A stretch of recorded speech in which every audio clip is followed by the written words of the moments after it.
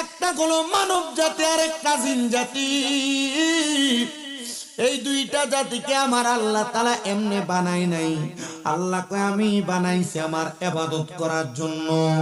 ও মুসলমান, আপনারে আমার আল্লাহ তাআলা যে নফস দিল, কোরআনুল কারীম যাচাই বাছাই করে আমি দেখলাম নফস একটা না।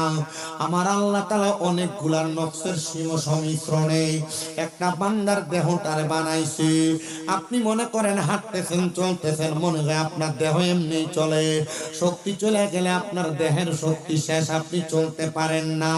না না না, আপনার দেহটা যিনি চালায় তিনি হলো নফসের কারিগর। আমার স্বয়ং খোদা তাআলা আপনার ভিতরে কয়েকটা নফস দিছে। এর মধ্যে একটা নফসের নাম হলো নফসে আম্মারা, আরেকটা নফসের নাম হলো নফসে মুতমাইন্না, আরেকটা নফসের নাম হলো নফসে লাওয়ামা। এই তিনটা নফস দিয়ে আল্লাহ বান্দারে পরিচালনা করে। এছাড়া আরো অনেক নফসের কথা আছে।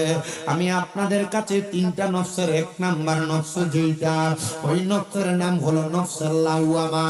ওই নফসে লাওয়ামাটা বড় সহজ নফস, যেটা আপনার নমনীয়তা শিখায়, যেটা আপনার ভদ্রতা শিখায়, যেটা আপনার মানুষের প্রতি দয়াশীল বানায়, যেটা আপনার নামাজি বানায়, যেটা আপনার দুনিয়া এবং আখিরাতের পথ দেখায়। ওই নফসটা দিয়া আপনি যদি আপনার জীবনটারে ঘরে তুলতে পারেন তাহলে আপনি হবেন জান্নাতি। কিন্তু আপনার মাঝে আরেকটা নফস আছে গো বাবা, ওই নফসটার নাম হলো নফসে মুতমাইন্না। ওই নফসটা একটু ঘাটটা একটু তেরা। আপনি যদি বলেন আমি ভালো কাজ করব, নফস আপনারে খারাপ দিকে নিয়ে যায়। নফসে মুতমাইন্না, আপনি যদি বলেন আপনি নামাজ পড়বেন, নফস আপনারে অন্য দিকে ঘুরে রাখে। আপনি যদি বলেন দান সদকা করবেন, নফস আপনারা দান সদকা থেকে ফিরে রাখে। আপনি যদি বলেন দুনিয়ার জমিনে আপনি মানুষের সেবা করবেন, নফসে মুতমাইন্না আপনাকে সেখান থেকে ফিরে রাখে। এটা হলো নফসে মুতমাইন্না। কিন্তু তিন নাম্বার যে নফস, ওই নফসটার নাম হলো নফসে আম্মারা, বড় খারাপ নফস। ওই নফসে আম্মারা আপনারা দিয়ে গুনার কাজ করায়, গোপনে গোপনে আপনারে গুনাহ করায়। আপনি গোপনে গোপনে গুনাহ কইরা দুইটা নফসের সংমিশ্রণে নফসে আম্মারা এবং নফসে মুতমাইন্নার উপর দিয়া আপনি একটা নফসের উপর জুলুম করেন, যেটা হলো নফসে লাওয়ামা। ওই নফসে লাওয়ামার উপর আপনি যখন জুলুম করেন তখন আপনার একটা গুনার কারণে দুই তিনটা নেক আমল বরবাদ হয়ে যায়। একটা বদ আমলের কারণে গো আমার আম্মা আপনার 5 ওয়াক্ত নামাজ বরবাদ হয়ে যায়।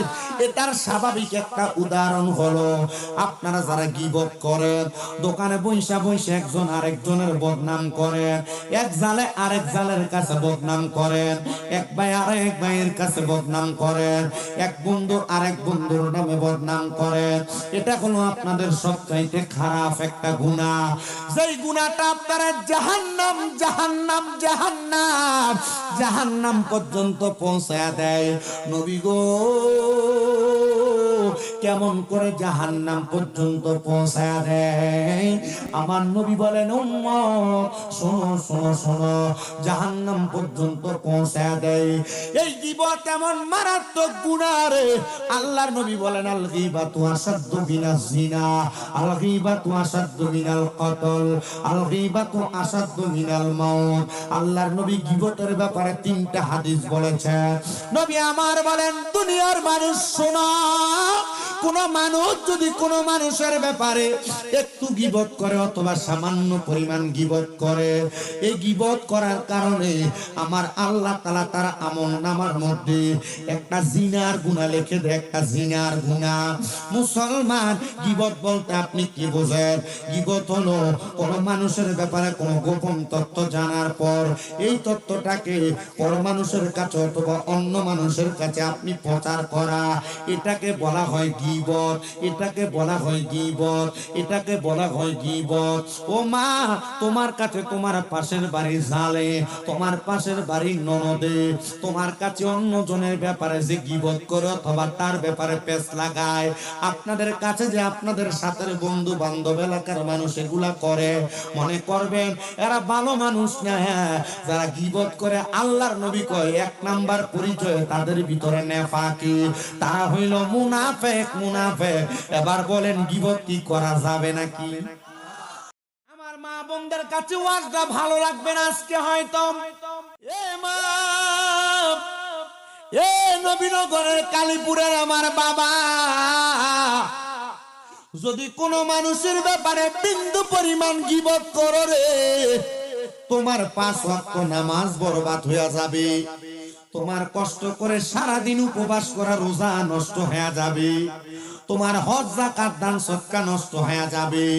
তার মানে চিন্তা করো, ছোট্ট একটা গুনার কারণে 5 ওয়াক্ত কষ্টের নামাজ কেমনে নষ্ট হয়ে যায়। নবী আমার বলেন, উম্মত শোনো শোনো শোনো, এই গীবত না, গীবতের কারণে কেমন জিনার গুনাহ হয়ে জানো? একটা সন্তান তার মায়ের সাথে 27 বার মতান্তরে 70 বার মেলামেশা করলে তার যেই গুনাহ হয়, একটা মানুষ অন্য একজন মানুষের ব্যাপারে গীবত করলে, পরনিন্দা করলে, তার আমলনামার মধ্যে এমন মায়ের সাথে জিনা করার, মেলামেশা করার গুনাহ হয়। তোরে বললেন না, যদি মন চায় আপনি বলেন আরেকজনের বদনাম, যদি মন চায় আপনি বলেন আরেকজনের বদনাম। আল্লাহর নবী রাহমাতুল লিল আলামিন নবী আমার বলেন, আল গীবাতু আসাদ্দু মিনাল কতল। গীবত হলো একটা মানুষকে হত্যা করলে যত বেশি ফিতনা সৃষ্টি হয়, গীবত করার কারণে হত্যার চাইতে আরো কঠিন, নগণ্য, কঠিন, জীর্ণ শীর্ণ গুনাহ আর ফিতনা তৈরি হয়। হত্যা করলে এত গুনাহ হয় না, একটা মানুষের ব্যাপারে গীবত করলে, পরনিন্দা করলে যত গুনাহ হয়। শুধু তাই না, আল্লাহর নবী কই, উম্মত শুনো শুনো শুনো শুনো, আল গীবাতু আসাদ্দু মিনাল মাউত। গীবত হলো মৃত্যুর চাইতে আরো বড় ফিতনা। মৃত্যুবরণ করার সময়, মৃত্যুবরণ করার পরে একটা মানুষ যত মারাত্মক অবস্থার মধ্যে পড়ে যায়, ওই গীবত এমন মারাত্মক, মৃত্যুবরণ করলে যেমন ফিতনা হয়, ঠিক তেমন ফিতনার শিকার হয়ে যায়। নবী গো, এই গীবতের ব্যাপারে আপনি আরো কিছু হাদিসে মুবারাকা শোনান না।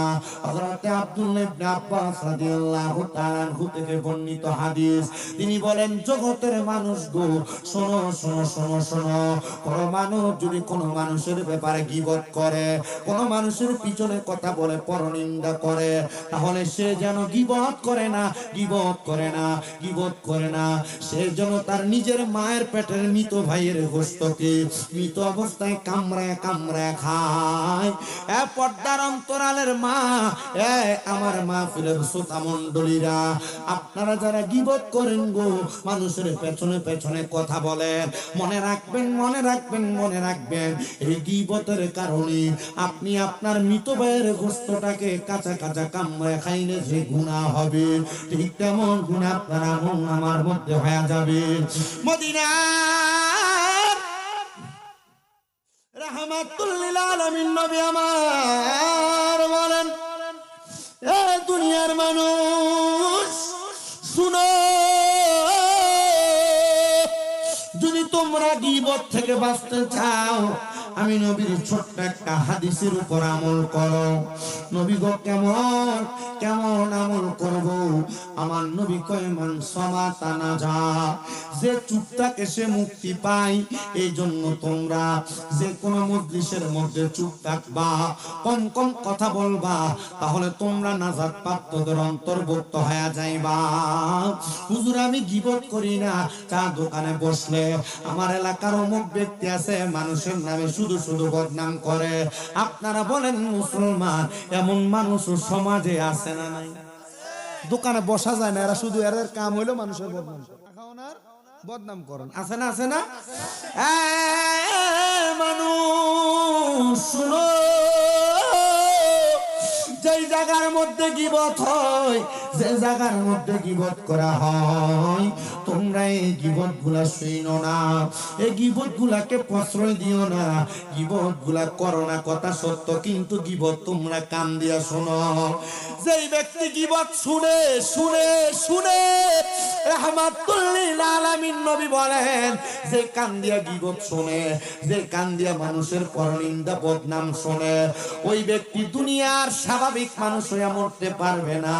ওই ব্যক্তি মৃত্যুবরণ করার পর যখন কবরে যায়, ওই কবরে যাওয়ার পর আমার আল্লাহ তাআলা ওই গীবতকারীদের নাক কানগুলাকে এমন ভাবে ফাঁকা করা হবে, গীবতকারীদের কানগুলাকে ফাঁকা কইরা আমার আল্লাহ তাআলা গরম গরম সীসাকে ঢালাই করে দিবে। মানে কাঁচকে গরম কইরা গীবতকারীর কান, গীবত শুননেওয়ালার কানটারে কাইট করায়া তার কানের মধ্যে গরম সীসা ঢালাই করে দেওয়া হবে। ও নবী, শুধু গীবত করলেই গুনাহ না, তার মানে গীবতের কথা শুনলেও গুনাহ। কারো ব্যাপারে বদনাম করলে তার কথাটা শুনবেন না, তার কথাটা কানে নিবেন না। যদি আপনি না শুনেন, না কানে নেন, তাহলে এটার কারণে আমার আল্লাহ তাআলা আপনারে দুনিয়া এবং আখিরাতে নাজাত প্রাপ্তদের অন্তর্ভুক্ত করে দিবে। এই জন্য ছোট ছোট গুনাহগুলা থেকে বেঁচে থাকবেন। দেখবেন আমার আল্লাহ তাআলা আপনারে নাজাত প্রাপ্তদের অন্তর্ভুক্ত করে, আপনারে জান্নাতীদের অন্তর্ভুক্ত করে ফেলে। মায়ার নবী গো, আপনি নবী বলেন না, তাহলে জান্নাতীদের অন্তর্ভুক্ত যারা হয়ে যায়, তাদের মরণটা কেমনে হয়, তাদের রূহটা আমার আল্লাহ কেমনে কবজ করে গো নবী? আমার নবী বলেন, একটা জান্নাতি মানুষ যখন মারা যাবে, ওই মানুষটা মারা যাওয়ার সময় আমার আল্লাহ পাক রব্বুল আলামিন ওই জান্নাতি মানুষটার সামনে 1 2 3 করে করে আজরাইল আলাইহিস সালাতু ওয়াস সালামকে রূহটা নেওয়ার জন্য 4 বার পাঠায়। কিন্তু আজরাইলের কি সাধ্য আছে বান্দার রূহটা কবজ করবে? সাহাবায়ে কেরাম বলে, নবী, ও দয়ার নবী গো, জান্নাতি বান্দাদের কাছে আমার আল্লাহ আজরাইলে পাঠাইবো, একবার না গো 4 বার পাঠাইবো।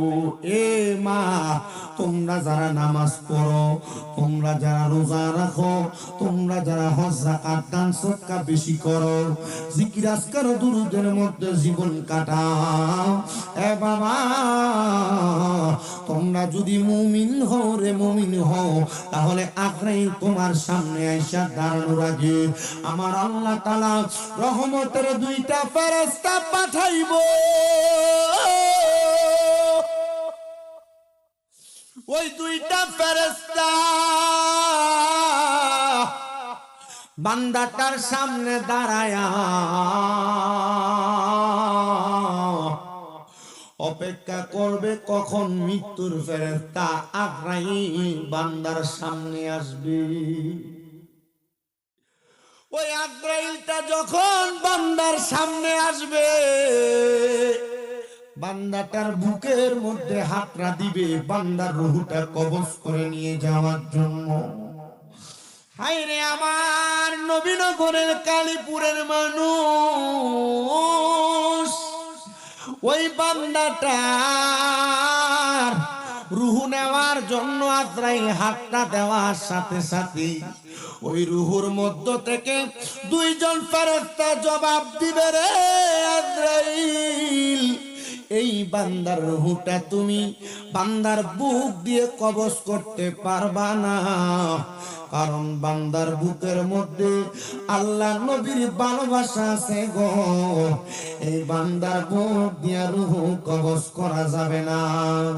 আমরা মরণের কতদিন বাকি আমরা জানিলাম না গো, আল্লাহ মরণের কতদিন বাকি আমরা মরণের কতদিন বাকি আমি জানিলাম না গো, আল্লাহ মরণের বাকি আমরা হায়াত হইল হাতে বাইরে মত হইল পায়ে যেই জায়গায় যার মরণ লেখা সেই জায়গায় সে মরি আমি জানিলাম না গো আল্লাহ মরণের কত দিন বাকি আমরার মরণের কত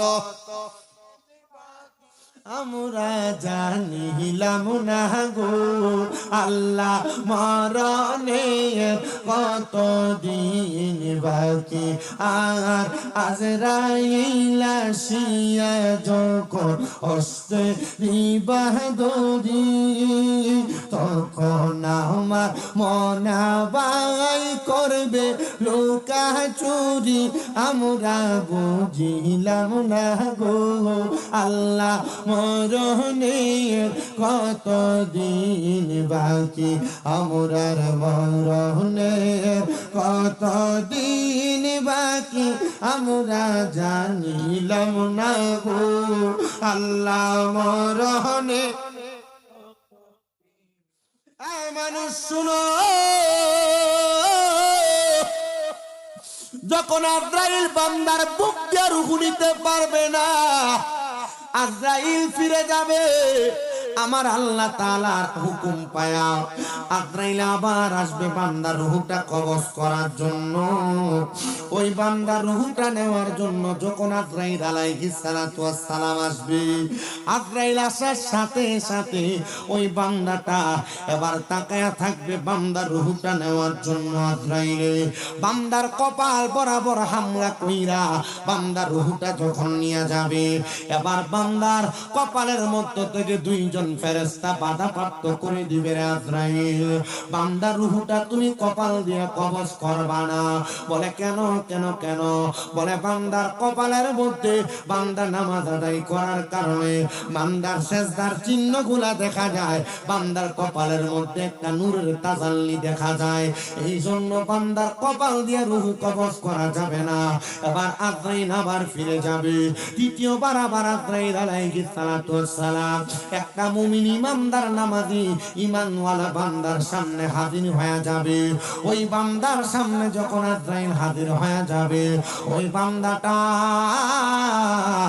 ডান বাহু বরাবর হামলা করবে ডান বাহু থেকে দুইটা ফেরেশতা ডাক দিয়ে বলবে আজরাইল বান্দার ডান দিক দিয়ে রূহ কবজ করা যাবে না কারণ বান্দার ডান দিকে তার মা বাবার খেদমত আছে এই জন্য বান্দার ডান দিক দিয়ে রূহ কবজ করা যাবে না আজরাইল আবার চলে যাবে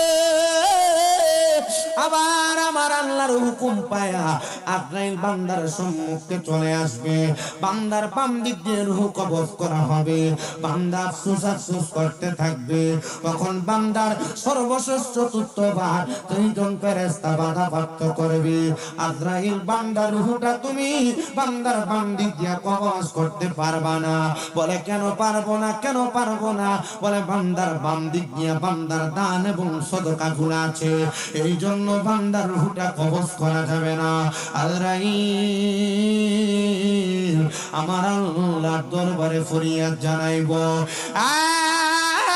মাবুদ তোমার বান্দার রূহ কবজ করা যায় না গো বান্দার রূহটা কেমনে কবজ করব আমার আল্লাহ আজরাইলকে সাবধানতা অবলম্বন করাইবেন আজরাইল বান্দার রূহ তুমি এভাবে কবজ করতে পারবা না কারণ বান্দা মুমিন বান্দা ইমানদার ইমানের পাওয়ার আছে বান্দা নামাজি নামাজের পাওয়ার আছে বান্দা মা বাবার খেদমতকারী বান্দার মা বাবার খেদমত আছে বান্দা দানকারী বান্দার মধ্যে দানের ফজিলত এবং বরকত আছে এই বান্দা এমনে এমনে রূহ কবজ করা সম্ভব না কারণ বান্দা যখন কালেমা পড়বে কালেমা বান্দা কালেমা পড়ার সময় বান্দার জবান দিয়ে একটা বাতাস বের হবে ওই বাতাসের মাধ্যমে বান্দা রূহ কবজ করবা যেন বান্দা টের না পায় নবী গো আপনি বলেন না বান্দা যদি টের না পায় বান্দা কেমন অবস্থা হয়ে ইন্তেকাল করবে। নবী আমার শিখিয়ে দেয় আজরাইল সবুর, মালাকুল মাউত তুমি বান্দার রূহটা কবজ করার জন্য অপেক্ষা করবা। এবার বান্দার সামনে যখন আজরাইল আলাইহিস সালাতু ওয়াস সালাম দাঁড়ায় থাকবে, আপনারা হয়তো জানেন রে বাবা, আমার আল্লাহর লামকানে সাজরাতুল ইয়াকিন নামক একটা গাছ আছে, মানুষের ইয়াকিনের গাছ। যেই গাছের প্রত্যেকটা পাতায় পাতায় আপনার আমার পৃথিবীর সব মানুষের নামগুলা লেখা। যখন একটা পাতা ঝরে পড়ে যায়, ওই পাতার পরিমাণ নেক পাতার ওয়ালার মানুষটারে আমার আল্লাহ তাআলা দুনিয়া থেকে বিদায় করে নিয়ে যায় ফেরেশতার মাধ্যমে। আজরাইল যখন বান্দার সামনে আসবে রূহটা নেওয়ার জন্য, ওই বান্দা হঠাৎ করে ফেরেশতাদের সুদর্শন পায়া ঘুম থেকে জাগ্রত হয়ে যাবে। বান্দা ঘুম থেকে জাগ্রত হয়ে যখন বুঝতে পারবে হায়াত শেষ, বান্দা কালেমা পড়বে লা ইলাহা ইল্লাল্লাহু মুহাম্মাদুর রাসূলুল্লাহ সাল্লাল্লাহু আলাইহি ওয়াসাল্লাম। জোরে কোন সুবহানাল্লাহ। শ্রেষ্ঠ নবী দিলে মুড়ে তরিয়ে নিতে রোজ হাসরে, শ্রেষ্ঠ নবী দিলা মুড়ে তরিয়ে নিতে রোজ হাসরে। সেই তরানি পাইতে আমি, সেই তরানি পাইতে আমি তোমারি গুণ গাই আল্লাহ।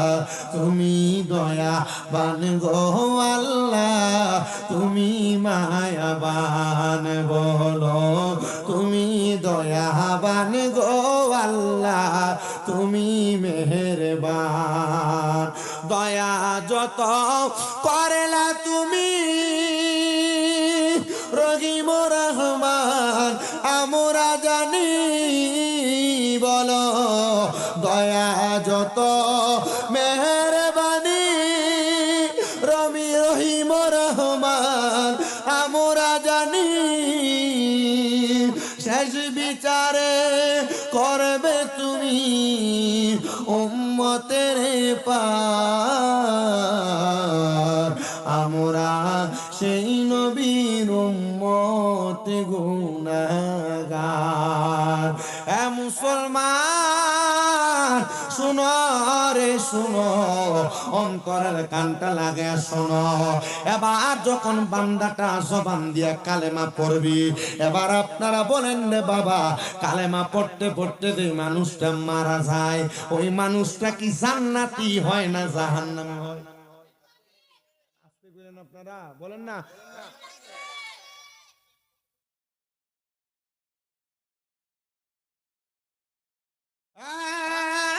নবীর উম্মত শুনো, জান্নাতি বান্দাটা যখন কালেমা পড়ে মরার কষ্ট টের পায় না, বান্দাটা রূহটা কবজ করে নিয়ে যায়।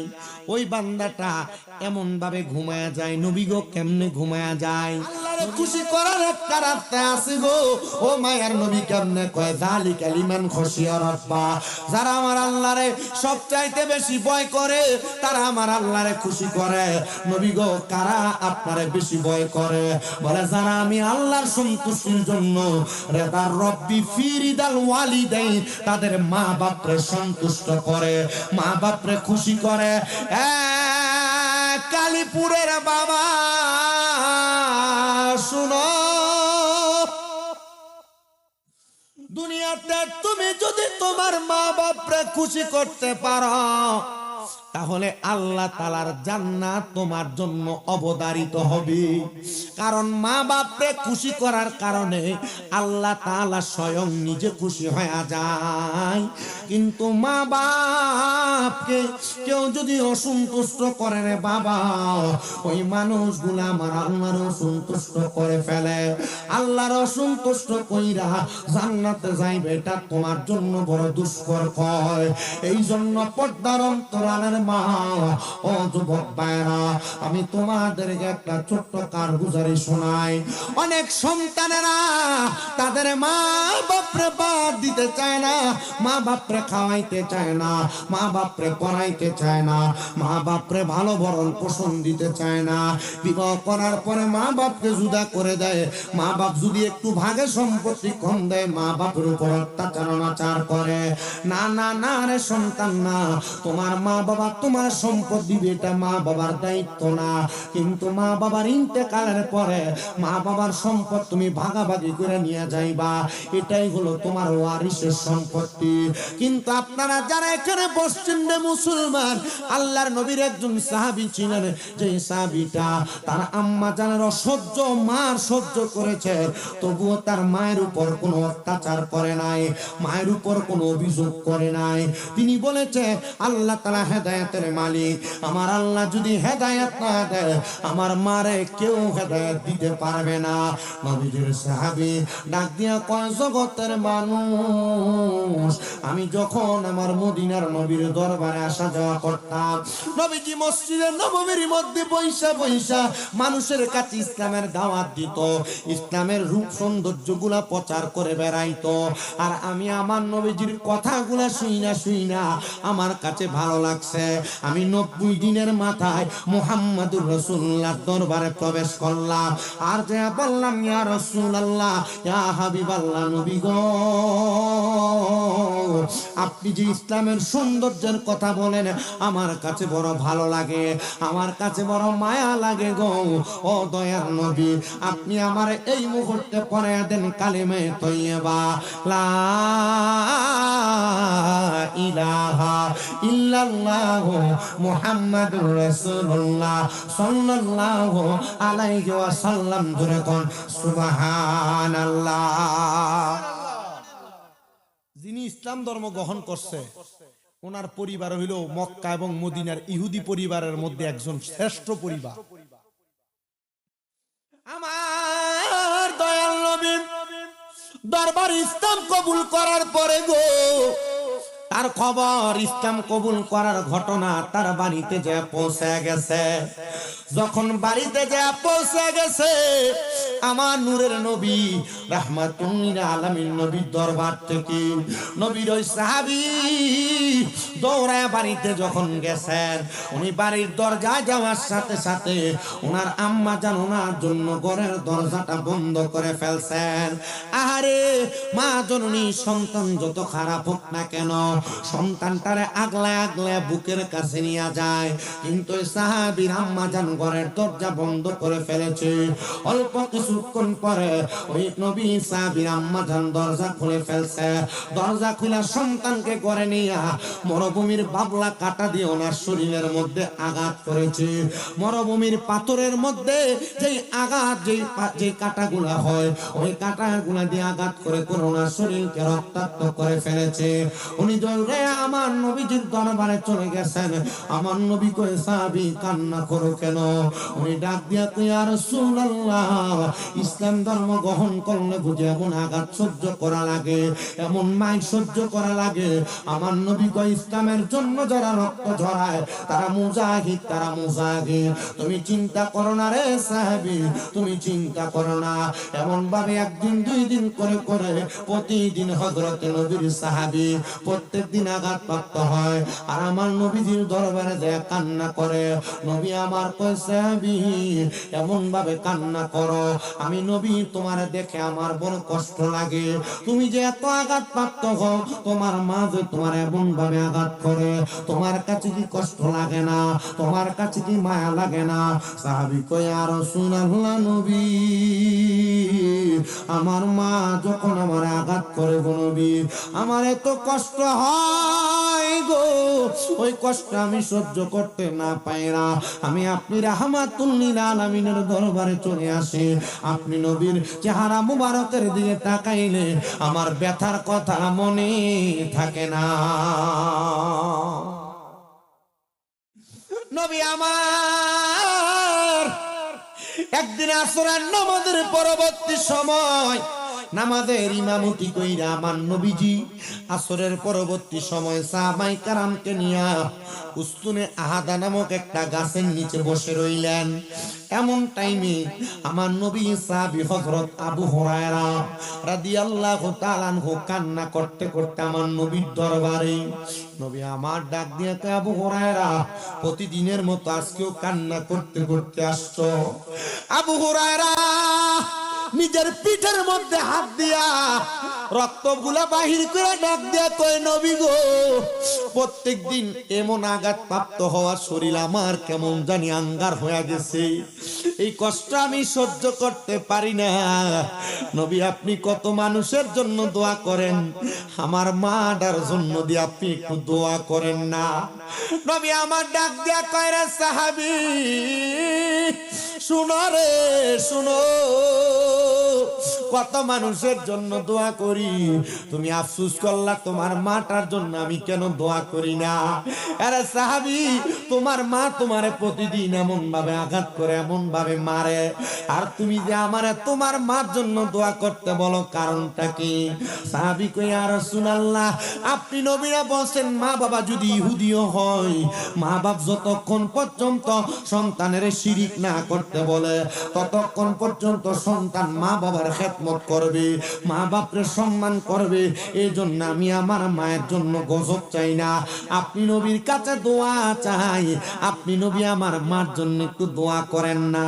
আমার নবী সাথে সাথে হাত উঠে দোয়া করছে। দোয়া করার পরে নবীর সামনে অনেক সাহাবায়ে কেরাম বসা, নবীর ওই সাহাবীর সামনে বসা। আমার নবীর দোয়া যখন শেষ হয়ে গেছে, আমার নবীর সামনে থেকে নবীর সাহাবী উইটা একটা দৌড় মারছে। এবার অন্যান্য সাহাবীরা সামনে তাইকা দইরা তারে আটকায়, কেন রে তুমি দৌড়ে চইলা যাও, এতক্ষণ না নবী দোয়া করার কথা বললা? সাহাবী ডাক দিয়া কয়, আমি জানি আমার নবী হইল মুস্তাজাবাতুদ দাওয়াত, আমার নবী কোন দোয়া করলে দোয়া আমার আল্লাহ তাআলা বিফলে দেয় না। আমি তাড়াতাড়ি বাড়িতে যায় দেখবো আমার নবীর দোয়া আগে পৌঁছায় না আমি আবু হুরায়রা আগে আমার বাড়িতে পৌঁছায়। জোরে জোরে কোন সুবহানাল্লাহ। দৌড়ে বাড়ির সামনে। অন্যদিন মা দরজা বন্ধ করে ফেলে, আজকে দরজাটা খোলা। হযরতে আবু হুরায়রা ঘরের মধ্যে প্রবেশ করে, আসসালামু আলাইকুম ওয়া রাহমাতুল্লাহ। ঘরে প্রবেশ করার সাথে সাথে মা জননী ভিজা মাথাওয়ালা ডাক দিয়ে কই, রে আবু হুরায়রা, আজকে তুমি এখানে তাড়াতাড়ি চলে আসলা, দরজা খোলা পাইলা? উনি বড় অবাক। আম্মা, আপনি যে আজকে দরজা খোলা রাখলেন, আজকে কি আপনি আমারে প্রহার করবেন না, আঘাত করবেন না? মা ডাক দিয়ে কয়, আবু হুরায়রা, তুমি যে মুহাম্মাদুর রাসূলুল্লাহর ইসলাম গ্রহণ করছো, আমি তোমার এত আঘাত করি, এত মারি, তুমি তবু ইসলাম ধর্মের সাথ ছাড়ো না, ইসলাম ধর্মের ত্যাগ করো না। এ আবু হুরায়রা, তুমি ইসলাম ধর্ম গ্রহণ করে কি মজা পাইছো? আমি মার মনটা চাইছে, যেই ব্যক্তি এত আঘাতপ্রাপ্ত হওয়ার পর ইসলাম ধর্মকে ভুলে না, আমি মাও সেই ইসলাম ধর্মটা গ্রহণ করতাম। আবু হুরায়রা চোখ দিয়া কান্দে, মুখ দিয়ে হাসে, আর কয়, আমার নবী দোয়া করার সাথে সাথে আমি বাড়িতে পৌঁছার আগে আমার নবীর দোয়া পৌঁছে গেছে। ওনার মারে আমার নবীজির হাতে কালেমা পড়াইয়া দিছে, কালেমা। কিন্তু নবীর সাহাবী কান্দে, ইয়া রাসূলুল্লাহ, আমার মা যে ইসলাম ধর্ম গ্রহণ করেছে, অল্প কিছুদিনের মধ্যে আমার মা তো ইন্তেকাল করলো। নবী গো, আমার মা পূর্বে ইহুদি ছিল গো নবী, এখন কি আমার মা জান্নাতি হইছে কিনা? আমার নবী কয়, আবু হুরায়রা, আমার আল্লাহ তাআলার ঘোষণা, ওয়া মিনাল লাইলি ফাতাহাজ্জাত বিহি নাফিলাতাল লাকা আসা আইয়া বাসাকা রাব্বুকা মাকামাম মাহমুদা। আমার আল্লাহ বলছেন, দুনিয়াতে কেউ যদি তাহাজ্জুদের নামাজ পড়ে, আমার নবী যদি তাহাজ্জুদের নামাজ পড়ে, আমার আল্লাহ অতি সত্বর আমার নবীরে মাকামে মাহমুদ দান করবে। আমার নবী আল্লাহর দরবারে জানায়, আল্লাহ, আমি না শুধু আমার উম্মত যদি পড়ে উম্মতের কি দিবেন? আল্লাহ তাআলা ঘোষণা করেছেন সাহাবায়ে কারাম, আল্লাহ তাআলা ঘোষণা করেছেন দয়াল নবী আপনার উম্মত তাহাজ্জুদের নামাজ পড়ে আমি আল্লাহর কাছে যা চাইবে আমি তা দিব। নবী কয় সাহাবী বাড়িতে যায়া তাহাজ্জুদের নামাজ আদায় কইরা আল্লাহ তাআলার কাছে চাও না, দেখবা তোমার মা কবরে কেমন আছে তুমি সেই খবর জেনে গেছো। ওই সাহাবী বলে আমি তাহাজ্জুদের নামাজ পড়া আমার আল্লাহ তাআলার দরবারে কান্নাকাটি করতে লাগলাম। আমি কাঁদতে কাঁদতে নামাজের মুসল্লাটার মধ্যে বেহুশ হয়ে পড়ে গেলাম। এমন টাইমে আমি দেখলাম আমার আম্মা জান জান্নাতের সুন্দর ফুলের বাগানে ঘুরতেছে। আমি জিজ্ঞাসা করলাম মা এত সুবাসনা এত সুন্দর বাগান কেমনে পাইলেন? আমার মা আমার জবাব দেয় রে নবীর সাহাবী আমার কলিজার টুকরা সন্তান রাহমাতুল লিল আলামিনের হাতে হাত রেখে ইসলাম ধর্ম গ্রহণ করার কারণে আমার আল্লাহ তাআলা আমি মা জননীর সুন্দর জান্নাতটা দান করে দিয়েছে। কালীপুরের বাবা আপনাদের তো অনেকের মা কবরে, আপনাদের তো অনেকের বাবা কবরে, আপনাদের অনেকের মা বাবার বংশ দাদা দাদি আত্মীয় স্বজন নানানি কবরে। ওই মাটারে যে মাটি দিয়া আজকে কালীপুরের মাহফিলে বসছেন, আপনি জানেননি আপনার মাটা কবরে কেমন আছে? আপনি জানেননি আপনার বাবাটা কবরে কেমন আছে? বলে হুজুর মা বাপ কবরে আছে কেমন আছে এটা আমি কেমনে জানবো?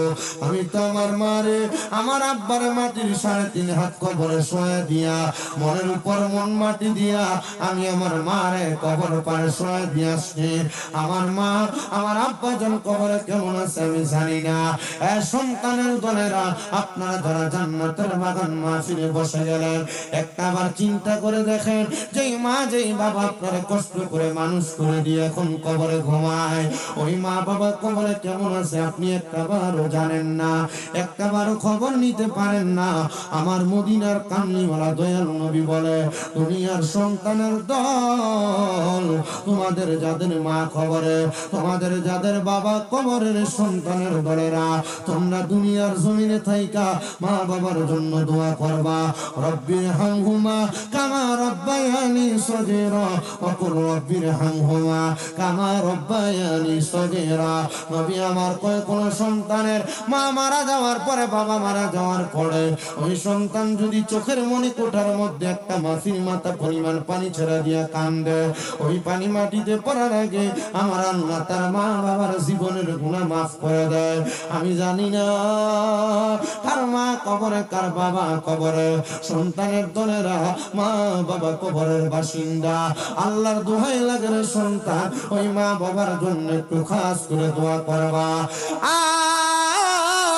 যাদের মা বাবা বেঁচে আছে তোমরা তোমাদের মা বাবার পা ধরে মাফ চাইবা। বলো হুজুর মা বাবার পা ধরে মাফ চাইবো এটা কেমন কথা বললেন?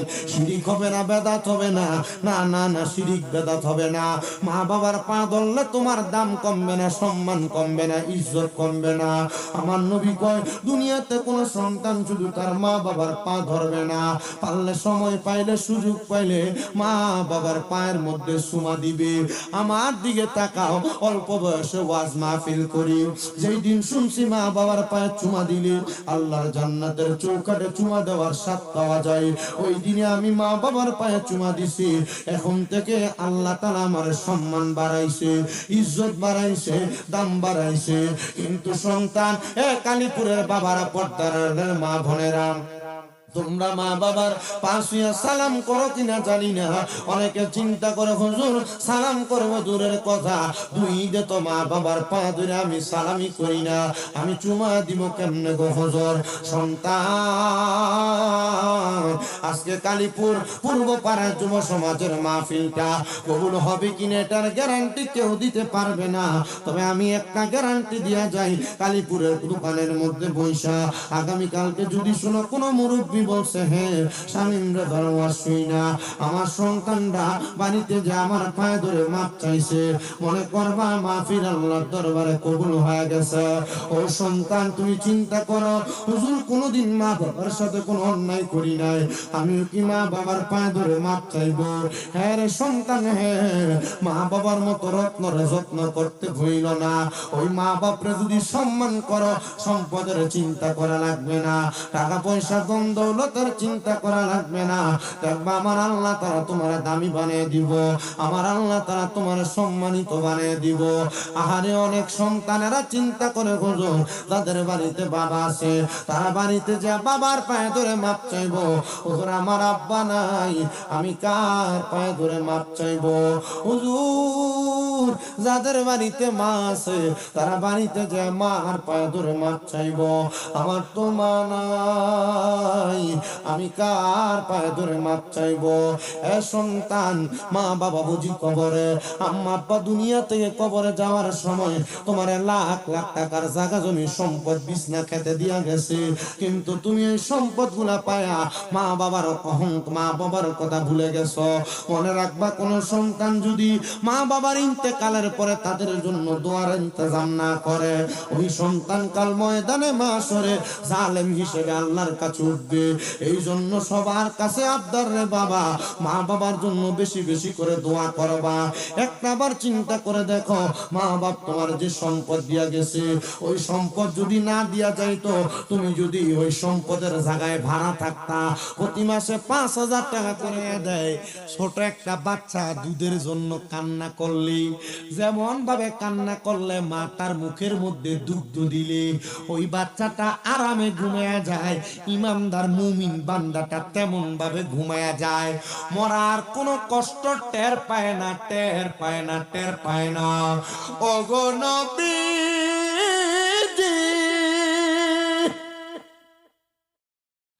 মরার কষ্ট টের পায় না, জান্নাতে যায়নি বলে জান্নাত অনেক পরের জায়গা। নবী গো, জান্নাত পরের জায়গা বুঝতে পারলাম, কেমন পরে গো? আমার নবী বলেন কেমন, শোনে না নবী গো, কেমন করে বলেন না? আমার নবী জানে দে উম্মত জান্নাতে যাওয়ার আগের প্রত্যেকটা স্টেশনের আগে ওই জান্নাতি বান্দাটা আল্লাহর ফেরেশতার সঙ্গে কথা বলবে, বলে হুজুর বান্দার না রুহু আলাদা হয়ে গেছে, বান্দার দেহ দুনিয়াতে থাকবে, বান্দার রুহু নিয়ে আজরাইল চলে যাবে। যখন বান্দার রুহুটা নিয়ে চলে যাবে, ওই রুহুটা নিয়ে যাওয়ার সময় রুহু ডাক দিয়ে বলবে, রে আজরাইল তুমি কেন আমার এত আস্তে আস্তে নিয়ে যাও? মুমিন বান্দা বলবে, কেন তুমি আমার এত আস্তে আস্তে নিয়ে যাও? তুমি যদি জানতা গো, তুমি যদি জানতা আমার জন্য আমার আল্লাহ তাআলা কত মহামূল্যবান পুরস্কার রেডি করে রাখছে, কত সুন্দর জান্নাত রেডি করে রাখছে, তাহলে তুমি আমার এত আস্তে আস্তে নিয়ে যাইতা না। আজরাইল আলাইহিস সালাম বান্দাটারে যখন নিয়ে যাবে, বান্দা তখন তাকে দেখবে, বান্দার জন্য আসমানের প্রথম দরজাটার মধ্যে 19 জন করে 19 জন ফেরেশতা দাঁড়ানো। ও ফেরেশতার দল, তোমরা কেন জান্নাতের দরজায় দাঁড়ানো? তারা ডাক দিয়া বলবে, রে আজরাইল জান্নাতের মধ্যে প্রবেশ করার জন্য আল্লাহর মেহমান আগমন করেছে, আহলা ওয়া সাহালা মারহাবান মারহাবান বলে নামাজি মুত্তাকি ইমানদার বান্দাদেরকে ফেরেশতারা স্বাগতম স্বাগতম স্বাগতম জানিয়ে দিবে। আইরে যখন স্বাগতম জানায়া ফেরেশতারা বান্দাটার জান্নাতের দিকে নিয়ে যাবে, ওই বান্দাটা জান্নাতে যাবে তো অনেক পরে, বান্দার জন্য হাসরের ময়দান অপেক্ষা করতেছে। জানেন রে বাবা, আপনারা যেই মাটির মধ্যে কষ্ট করে বসে আছেন, হাসরের ময়দান কিন্তু এমন স্বাভাবিক শক্ত জায়গা না, এমন স্বাভাবিক ঠান্ডা জায়গা না। হাসরের ময়দান এমন স্বাভাবিক আর অস্বাভাবিক পরিস্থিতি না। আল্লাহর নবী বলেন, দুনিয়ার মানুষ হাসরের ময়দানে ইমানদার থাকবে, হাসরের ময়দানে বেনামাজি থাকবে, হাসরের ময়দানে নামাজি থাকবে, রোজাদার থাকবে, পর্দাশীল নারী থাকবে, বেপর্দা মহিলা থাকবে, স্বামীর বাধ্য অবাধ্য সবাই হাসরের ময়দানে থাকবে। প্রত্যেকে হাসরের ময়দানে যখন উদিত হবে গো, প্রত্যেকটা মানুষের শরীরে কোনো জামা কাপড় থাকবে না, প্রত্যেকটা মানুষ উলঙ্গ অবস্থায় হাসরের ময়দানে উদিত হবে। নবী হাসরের ময়দানে যদি উলঙ্গ অবস্থায় উদিত হয়, একটা বান্দা একটা উম্মতের কেমন অবস্থা হবে। শুধু অবস্থা কেমন হবে তাই না, মানুষ দুনিয়ার জমিনে বড় আকাঙ্ক্ষা করতে থাকবে, ও সেদিন হায় হায় হাহাকারে কইরা যাবে ধনী, পিপাসায় পাটিবে সাথী, মগজ গলে পানি। আরে কান্দিয়া জমিবে যত আদম সন্তান, আদম নবীর কাছে যাইয়া চাইবে এহসান। আরে আদম বলবে নফসি নফসি, আমি কি সুপারিশ করতে পারি গো, তোমরা তাড়াতাড়ি চইলা যাও না দয়ার নবীর দরবারে, কঠিন দিনে আমার নবী জীবিনে, কঠিন দিনে আমার নূর নবী বিনে, নাই কোন বন্ধু গো নাই দরদি নাই, কঠিন দিনে আমার নূর নবী বিনে। রোজ হাসরের কঠিন দিনে রাব্বুল আলামিন ওয়াহিদুল কাহার হইয়া রাজিবেন হাকিম। আরে থাকিবে না দয়া মায়া স্নেহ মমতা, কেউ হবে না কারো জন্য জামিন দাতা। আরে সেদিন উম্মত বলবে নফসি নফসি,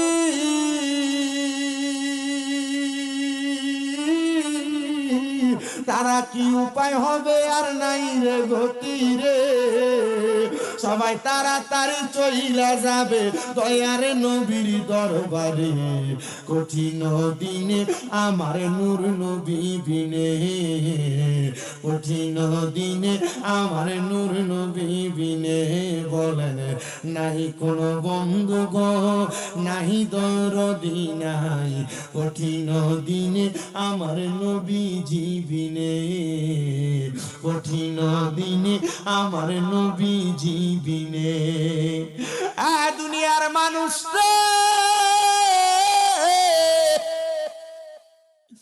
যখন হাসরের ময়দানে যাইবা, উলঙ্গ শরীর, দেহে কোনো জামা কাপড় নাই, আরে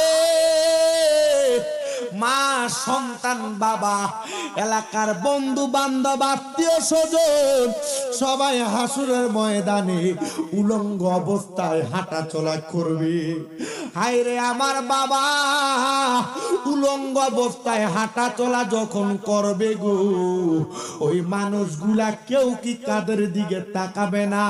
নবী কয় না না না না, ওই হাসরের ময়দান এমন ভয়ঙ্কর, এমন ভয়ঙ্কর, প্রত্যেকটা মানুষের মাথার 4 আঙ্গুল একদিকেও পড়ে। আমার আল্লাহ তাআলা একটা দুইটা না 12টা সূর্যের তাপ দিয়া আমার আল্লাহ মানুষদেরকে হাসরের ময়দানে শাস্তি প্রদান করব।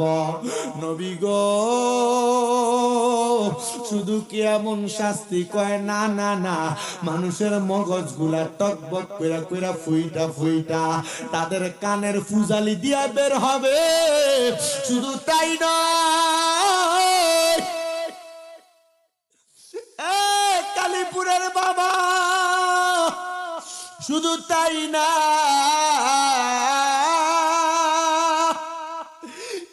পদ্মার অন্তরালের মা, খোলা চুলে চলো, নবীনগরের বাজারে চলে যাও, স্বামীর বাধ্য হইয়া হইয়া ঘুরো, বেপর্দা চলো, মা মা মা গো, হাসুরের ময়দানে এই অসহ্য আলামতগুলা সহ্য করতে পারবা না। শুধু তাই না রে, তাই না, হাসরের ময়দানটারে আমার আল্লাহ তামা দিয়া বানাইব, গরম উত্তপ্ত হয়ে থাকবে। নবী আমার কই হাসরের ময়দানের এমন একটা অবস্থা হবে, শুধু শুনো মানুষ, কোন মানুষের ঘাম থাকবে তাদের হাঁটু পরিমাণ, কোন মানুষের মাজা পরিমাণ, কোন মানুষের বুক পরিমাণ, আর কোন মানুষ হাসরের ময়দানের মধ্যে তারা সাঁতার কাটতে থাকবে ঘামর সাগরের মধ্যে। আর এত কষ্ট, এত পরিশ্রম সহ্য কেমনে করবা ও নবীনগরের কালীপুরের মানুষ?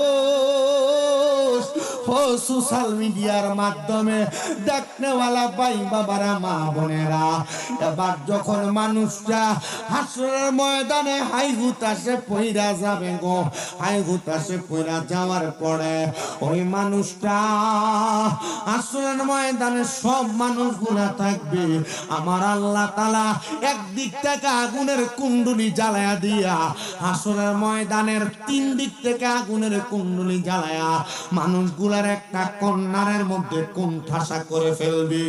কোণঠাসা যখন করে ফেলবে, মানুষ আফসোস আফসোস করবে।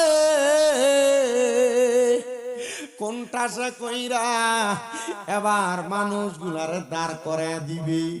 নবী আমার কয় আমি নবীজি তৎক্ষণাৎ ঠিক সেই সময়ে পশ্চিম দিক থেকে আমি নবীজি দৌড়ায় হাসরের ময়দানে উপস্থিত হব। হাসরের ময়দানে শুধু উপস্থিত হব না, আমি নবী যখন হাসরের ময়দানে উপস্থিত হয়ে যাব, ওই হাসরের ময়দানে আমি তাকে দেখব। আমার উম্মতের মধ্যে এক শ্রেণীর উম্মত আছে যাদের চেহারাটা মা মারা যাওয়ার পরে, বাবা মারা যাওয়ার পরে এতিম এতিম চেহারাটা যেমন লাগে, ওই এতিম উম্মত গুলার চেহারাটা পুরা হাসরের ময়দানে এমন দেখা যায়।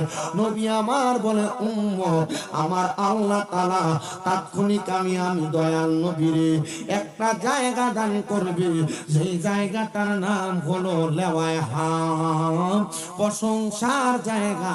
আমি নবী ওই প্রশংসার জায়গা লেওয়ায় হামদের পতাকার নিচে দাঁড়াবো। যখন মানুষ সূর্যের তাপে থাকবে, আমি নবী আরামের জায়গায় থাকবো।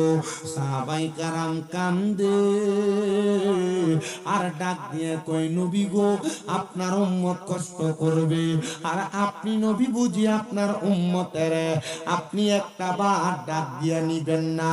নবী কয় না না না না, আমি নবী যখন লাওয়ায়ে হামদের পতাকার নিচে থাকবো, ওই পতাকার নিচে থাকা অবস্থায় আমি দয়ার নবী রাহমাতুল লিল আলামিন নবীজি মদিনার তাজদার হুজুর পূর্ণর সাল্লাল্লাহু আলাইহি ওয়াসাল্লাম দয়াল নবী বলেন, আমার উম্মতুল্লাযিনা আমানু ওয়া আমিলুস সলিহাতি, তারা নিশ্চয় নিশ্চয় যারা ঈমান আনছে, নেক আমল করছে, আমি দয়াল নবীজি আমার ডান হাত মোবারক দিয়া আমি তাদেরকে হাসরের ময়দান থেকে টান দিয়া দিয়া আমি নবীর লাওয়ায়ে হামদের পতাকার নিচে জায়গা করে দিব। জবানটা খুলে ঘুরে ঘুরে কন্যা সুবহানাল্লাহ। ওই আমার দয়াল নবীজি, আমারে মায়ার নবীজি, আমায় একটু দিদারে দিতে হয়ে যাও রাজি। বলেন দয়াল নবীজি, আমারে মায়ার নবী, আমায় একটু দিদারে দিতে, বলেন আমায় একটু দিদারে দিতে। হায়রে কে যাও তুমি মদিনাতে অনৌকার মাঝি, বলেন কে যাও তুমি মদিনাতে অনৌকার মাঝি, যার কাছে যাইবা আমি তাহারে খুঁজি। মারহাবা কন্যা, কি মদিনার নবীরে মরণের আগে পাইতে চান না? জামারে ভাই পাগলা ভাইটা রিফাত আশিকি এত আশিকি হুজুরের ভাই হুজুরের লেখা গজল একটু মহাব্বতে গান না। আরে কে যাও তুমি মদিনাতে ও নৌকার মাঝি, বলেন কে যাও তুমি মদিনাতে ও নৌকার মাঝি, যার কাছে যাইবা আমি তাহারে খুঁজি, আমার দয়াল নবীজি আমার মায়ার নবীজি, আমায় একটু দিদারে দিতে হয়ে যাও রাজি, বলেন আমায় একটু হয়ে যাও রাজি, বলেন আমায় একটু দিদারে দিতে। মদিনাতে যাব কেমনে নাই কোন করি, মদিনাতে যাব কেমনে নাই কোন করি, স্বপ্ন যোগে দয়াল নবী দেখা দিবানি, বলেন স্বপ্ন যোগে দয়াল নবী দিদার দিবানি, আমার দয়াল নবীজি আমার মায়ার নবীজি, আমায় একটু দিদারে দিতে হয়ে যাও রাজি, বলেন আমায় একটু হয়ে যাও রাজি। মদিনাতে রওজাতে আছেন নবীজি, মদিনার ওই পাক রওজাতে আছেন নবীজি, দেখব আমি নূরের নবী সেই আশায় আছি, বলেন দেখব আমি নূরের নবী সেই আশায় আছি, আমরার দয়াল নবীজি আমরার মায়ার নবী, আমায় একটু দিদারে দিতে হয়ে যাও রাজি, বলেন আমায় একটু দিদারে দিতে হয়ে। দয়াল নবী বলেন উম্মত শুনো রে, আমি নবী আমার উম্মতদেরকে টান দিয়া দিয়া তখন আমি নবীর লাওয়ায়ে হামদার পতাকার নিচে নিব। নবী গো জাহান্নামী উম্মতদের কি অবস্থা হবে? বলে তারা আমি নবীর উম্মত দাবি করেছে কিন্তু তারা আমি নবীর কথা মোতাবেক চলে নাই, এই জন্য তারা জাহান্নামী। আমার নবীনগরের কালীপুরের যুব সমাজ, তোমরা যারা মাহফিল করলা চতুর্থ বছর হয়ে যায় মাহফিল করো, তবে মনে রাখবা মাহফিল করলে চলবে না। যেই যেই যুবকেরা মাহফিলের আয়োজন করে আর যারা যারা মাহফিল শুনে প্রত্যেককে যদি নামাজি হয়ে যায়, প্রত্যেকটা এলাকার মুরব্বী যদি নামাজি হয়ে যায়, মুত্তাকি হয়ে যায়, হারাম পথ ছেড়ে দেয়, হালাল পথে চলাফেরা করে, পর্দার অন্তরালের মা ওয়াজ মাহফিল কম শুনো না। যদি তুমি নিজে হেদায়েত হয়ে যাও, তোমার চেহারা দেবর রে পর পুরুষ রে বাসুর রে দেখায়া দেখায়া রাস্তায় রাস্তায় ঘুরো। মা গো মনে রাখবা গো মা, স্বামীর অবাধ্য যারা হয়ে যাও তোমরা কখনো জান্নাতের ঘ্রাণ পাবা না। আল্লাহর নবী কয় জান্নাতের ঘ্রাণ এত সুন্দর, 500 বছর রাস্তা দূর থেকে জান্নাতের ঘ্রাণ পাওয়া যাবে, জান্নাতের ঘ্রাণ। হাইরে সাহাবায়ে কেরাম কয় নবী জান্নাতি যারা তাদের অবস্থা কেমন হবে কেমন হবে নবী গো আপনি বলেন না। আমার দয়াল নবী বলেন উম্মত উম্মত উম্মত জান্নাতীদের অবস্থাটা কেমন হবে একটু শুইনা লও, একটু যাইনা লও। ও নবী গো কেমন অবস্থা হবে? আমার নবী কয় ইন্নাল্লাযীনা আমানু জাযাউহুম ইনদা রাব্বিহিম জান্নাতু আদনি তাজরি মিন তাহতিহাল আনহার খালিদিনা ফিহা আবাদা রাদিয়াল্লাহু আনহুম ওয়া রাদু আন যালিকা লিমান খাশিয়া রাব্বা। আমার নবী কয় শোনো দুনিয়ার মানুষ, আমার আল্লাহ তাআলা জান্নাতীদের জন্য একটা জান্নাত রেডি করে রাখছে। ওই জান্নাতের নাম হলো জান্নাতুল আদন। জোরে জোরে কোন সুবহানাল্লাহ। জান্নাতুল আদন। সাহাবায়ে কেরাম বলে নবী ওই জান্নাতটা কেমন গো? আমার নবী কয় তাজরি মিন তাহতিহাল আনহার। এত সুন্দর জান্নাত, এত সুন্দর জান্নাত, এত সুন্দর জান্নাত নবী গো কেমন সুন্দর। ওই জান্নাতের নিচে দিয়ে একটা নহর প্রবাহিত হয়। নবী গো আপনার উম্মত কতদিন সেই জান্নাতে থাকবে? আমার নবী কয় খালিদিনা ফিহা আবাদা, বান্দা জান্নাতের মধ্যে চিরস্থায়ী বাসিন্দা হয়ে থাকবে। ওই জান্নাত থেকে বান্দা বের হতে চাইবে না। ও নবী, কারা ওই জান্নাতে থাকবে? ওই রাদিয়াল্লাহু আনহুম ওয়া রাদু আন, যারা আমার আল্লাহর সন্তুষ্ট করেছে, আল্লাহ যাদের প্রতি সন্তুষ্ট হয়ে গেছে, তারাই ওই জান্নাতের মধ্যে থাকবে। এ নবীনগরের কালীপুরের বাবারা, আপনারা বলেন আমরা ওই আল্লাহর সন্তুষ্ট করতে চাই কি চাই না? আমি এতক্ষণ যে একটা না ওয়াজ করছি, আপনারা কি ওয়াজ বুঝছেন? অসুবিধা হয়েছে কোন? বুঝলে আলহামদুলিল্লাহ, না বুঝলে আরো বালা। হুজুর কেলে গা? কারণ বাংলাদেশে ওয়াজ মাহফিল কম হয় না। আপনি শুধু নবীনগর থানায় যে পরিমাণ ওয়াজ মাহফিল হয়, আপনি হিসাব করে দেখেন, যদি প্রতি মাহফিল একজন করে হেদায়েত হইতো, তাহলে নবীনগর সাধারণ মানুষ থাকলো না, সব আল্লাহর ওলি হয়ে যেত। কথা কয় না দাও, ঠিক না? তো ওয়াজ হইল কানসুক। আমরা পোলা পান্ডি ওয়াজ মাহফিল করে একটা কারণটা কি? যদি ওয়াজ মাহফিলটি না হইতো, ইটা গান বাজনা লইয়া থাকতো, বেরিয়েতেন স্টেজের বিপরীত তুইলা দিত, ঠিক না? এই ওয়াজ মাহফিল দিয়া পোলা পান গুলা জান্নাতের রাস্তা ক্রয় করার চেষ্টা করে, আল্লাহ নি জান্নাত দেয়। তো বলেন না, আমরা আল্লাহরে খুশি করতে চাই কি চাই না? কেডা কেডা সান একটু ডান হাতরা সোজা করে তোলেন। নারে তাকবীর, নারে রিসালাত, ওয়াজ মাহফিল, ওয়াজ মাহফিল। আচ্ছা হইলো নি একটু এতলা মানুষ যে তাকবীরটা দিছে, তাকবীরটা কি হইছে?